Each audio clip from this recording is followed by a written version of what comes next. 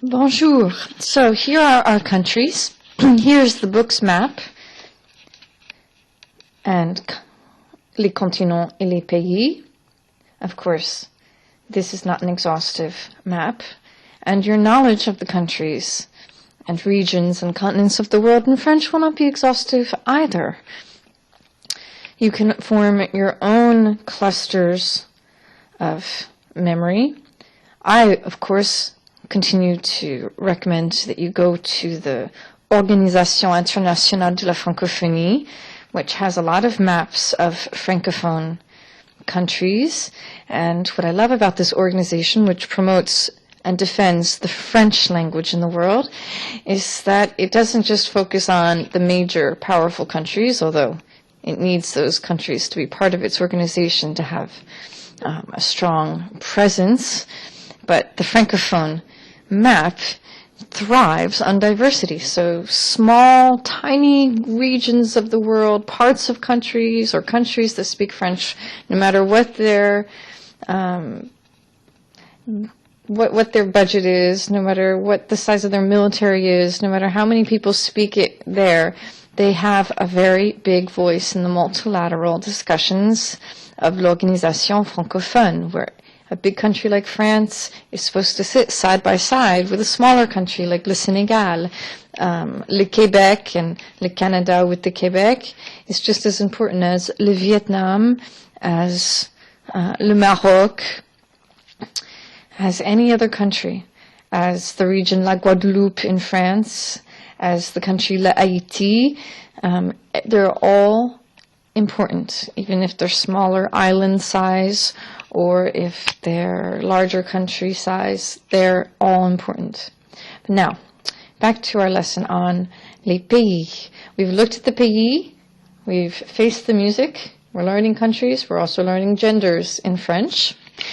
Now let's look at les nationalités. In general, the nationality, the word for the nationality, is pretty closely aligned with the word for the country itself, with the exception of, say, les Ivoiriens, that's la Côte d'Ivoire, or les Américains, that's les États-Unis. Les Anglais, c'est l'Angleterre.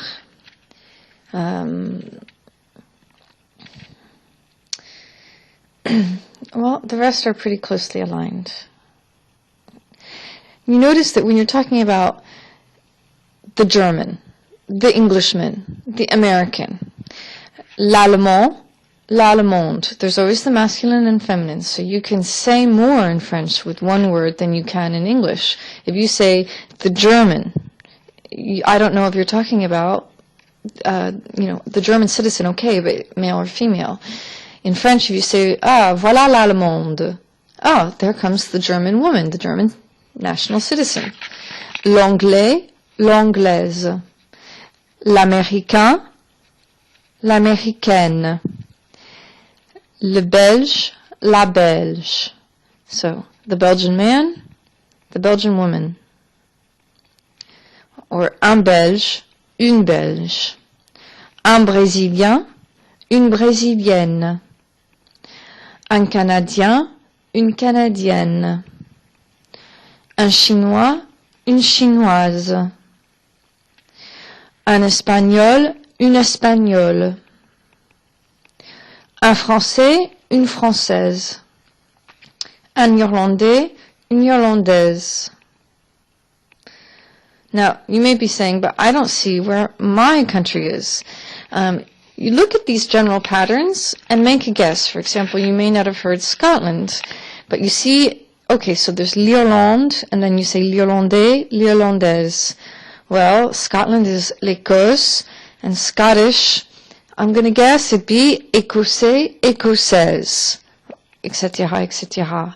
Or you don't see Haitian, but you'll say, but I'm going to guess that it's kind of more like Brazilian, Haïtien, Haïtienne. L'italien, l'italienne. L'ivoirien, l'ivoirienne. Le japonais, la japonaise. Le mexicain, la mexicaine. Le marocain, la marocaine. le Québécois, la Québécoise, le Roumain, la Roumaine. So that's Romania. Le Russe, la Russe. Le Sénégalais, la Sénégalaise. Le Suisse, la Suisse. Le Tunisien, la Tunisienne. Le Vietnamien, la Vietnamienne. Notice something though. When you're talking about a nationality, the nationality of an object over a person, and you're using nationality as an adjective, look what happens. It's displayed over here on the other side of the page. You see, il est français. Unlike in English, where even the adjective maintains its very proper sense of representing a proper name and a proper noun and a proper country, in French, the adjective is an adjective, like any other adjective. It doesn't matter if it's the French man, or the French book, or the French history, or the Italian woman. It's lowercase. So here they're talking about Gérard Depardieu, and this is funny because he's no longer French, he's Russian. Il est français, lowercase, F. If you were to say his daughter is still French. Julie Depardieu, elle est française. You know, there's two ways to say she is French, or he is whatever. You can say elle est française, il est français, nous sommes américains, etc. Or you could say c'est une française. They have it down here. They have c'est Penelope Cruz, elle est espagnole. But you could also say c'est une espagnole. C'est une femme espagnole. But here, il est américain. C'est un homme américain. C'est un américain. C'est une québécoise.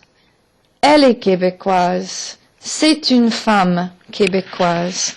Now, if you say c'est une québécoise, the québécoise is capitalized because you're using une québécoise. It's a proper noun. She is a Québécois.